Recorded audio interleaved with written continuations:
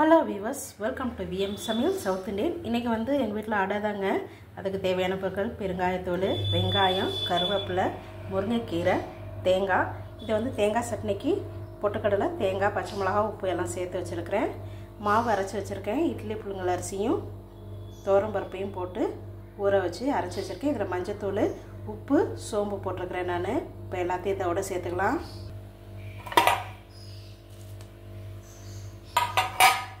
தேவையான அளவு பெருங்காயத்தூள். நான் காரத்துக்கு மிளகாத்தூள் சேர்த்துட்டேன். அவ்வளோதான், ரெடி ஆயிருச்சு. இப்போ நம்ம தோசைக்கல்லை ஆன் பண்ணி நம்ம ஊற்றிடலாம். நான் ஊற்றிட்டேன். இப்போ திருப்பி போட்டுக்கலாம். நான் இன்னொரு அடுப்பில் பால் வந்துச்சு, பாலையும் காய்ச்சிக்கிட்டு அடையும் ஊற்றிக்கிட்டு இருக்கிறேன். நல்லா கோல்டன் கலர் வந்துருச்சு. அவ்வளோதாங்க, சூப்பராக ரெடி ஆயிருச்சு. இதுக்கு காம்பினேஷன் தயிரும் நல்லாயிருக்கும். கட்டி தயிர், தேங்காய் சட்னி, வெல்லம், வெண்ணெய் கூட வச்சு சாப்பிட்டாலும் சூப்பராக இருக்கும். வியூவர்ஸ், உங்களுக்கு எங்களுடைய வீடியோ பிடிச்சதுன்னா லைக் பண்ணுங்கள்.